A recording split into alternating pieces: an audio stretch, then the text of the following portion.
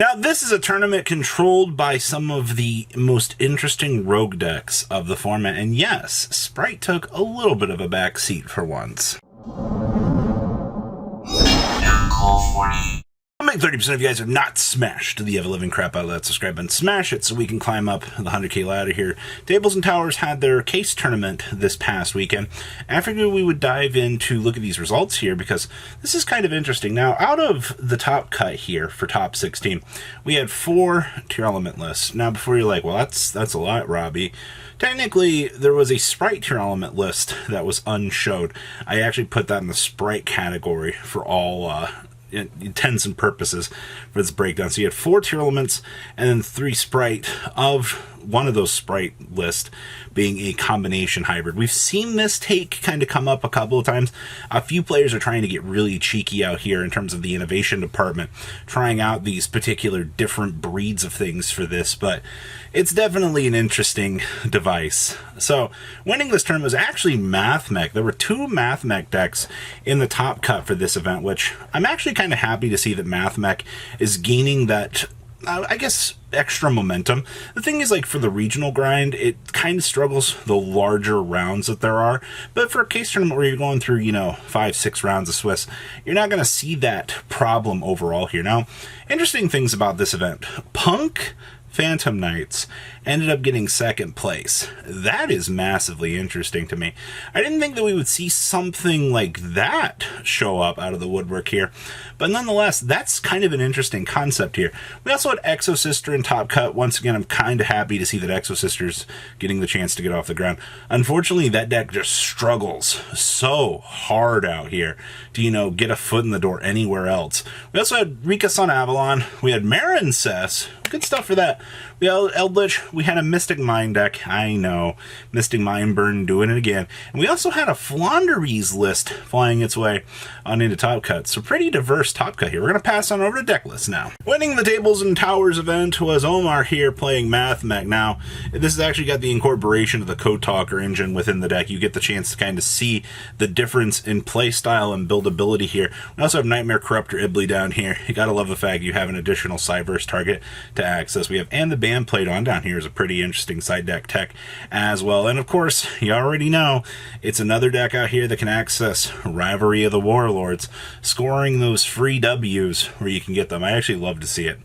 2nd place here was our Phantom Knight variant. Now, this is where we use the Pepega Ruler engine to kind of fuel up and get to additional dump pieces, get to a key Phantom Knight in our hand. I don't think a lot of people really consider the value that you get in a deck like this for Chaos Ruler, and considering the fact this deck has been quiet for so long, I guess a lot of people weren't really prepared for Phantom Knights to come out of the woodwork here and devastate this tournament.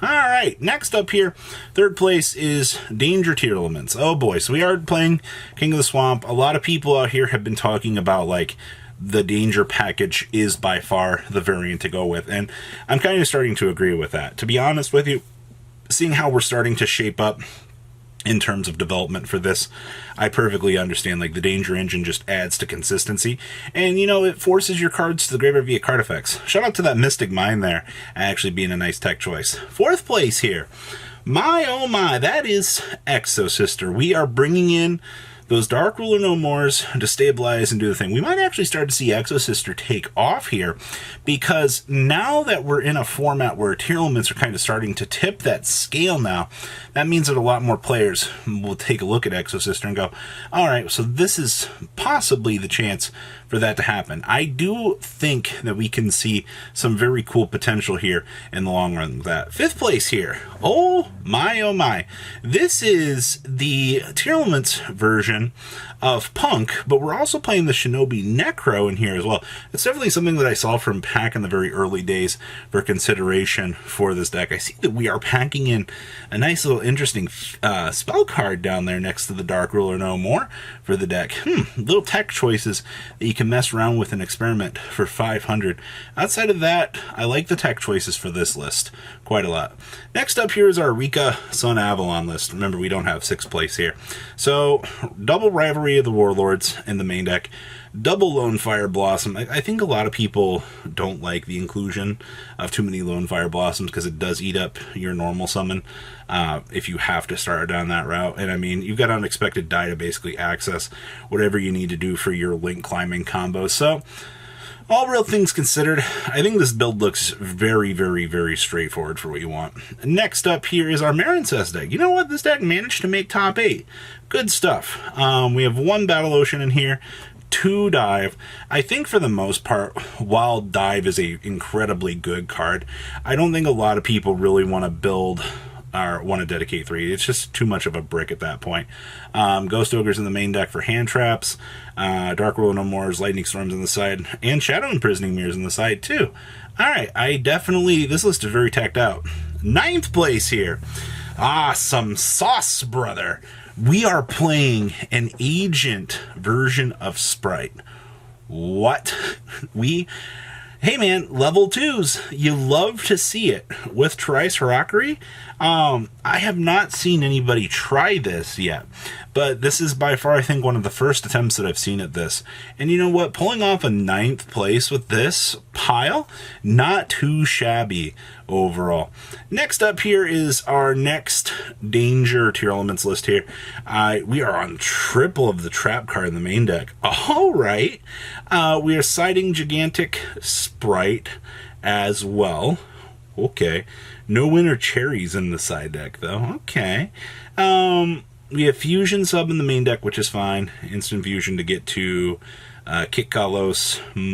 I guess whatever other extender you really need. This build looks very interesting. Next up here is Eldritch. Oh boy. Unga Bunga Me set 30 trap cards, the deck. We're main decking Super Polys for board breaking. We're playing the 1 White Destiny to special the Golden Lord back from the graveyard. We have Shadow Imprisoning Mirrors in here as well. Emergency Provisions for time. This deck is tacked out, man. Like, whoever ended up running into this on the ladder for their day must have had a really bad time because, oh my gosh. Next up here is our second Math Mech list. So, like I said, 2 Math Mechs creeped into Top Cut here. Signet Mining's triple Small World for this build is fine. I see we're main decking the double Rivalry for this build. We have the double Nightmare Corruptor Ibli in here that we can access if we need to. We have the And the Band Plaisons as well. There's the double Talents as per usual. And we also have the Change of Heart in the side deck for this list. It's actually kind of interesting having access to the Change of Heart because it kind of creates an interesting dynamic for this deck. Okay, here's our Mystic Mine burn list. And before I hear somebody go, oh, come on, Rob, you're promoting Mystic Mine? Well, here's the thing. You got 13th place on a local level. That's fine. We also have, I love the 1-wave motion cannon in here. Not only, we just not playing Cauldron?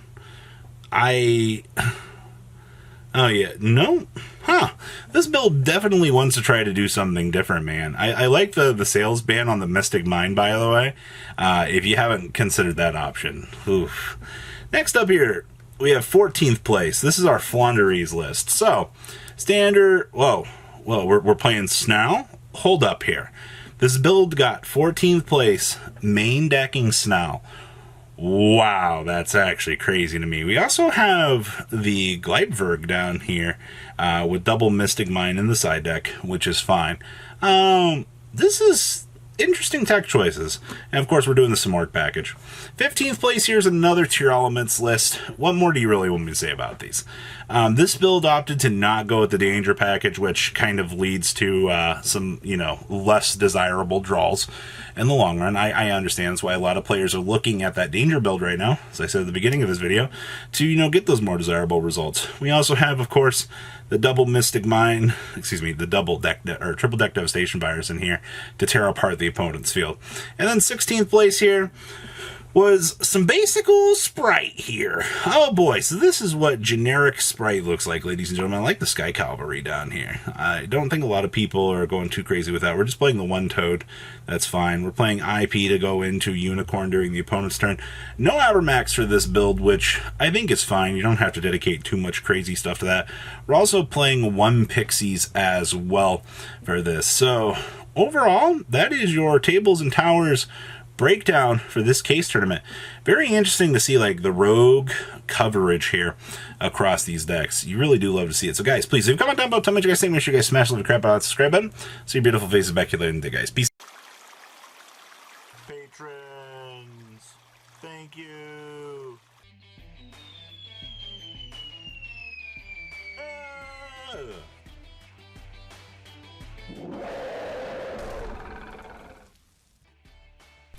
Thank you so much for watching. Check out these other videos.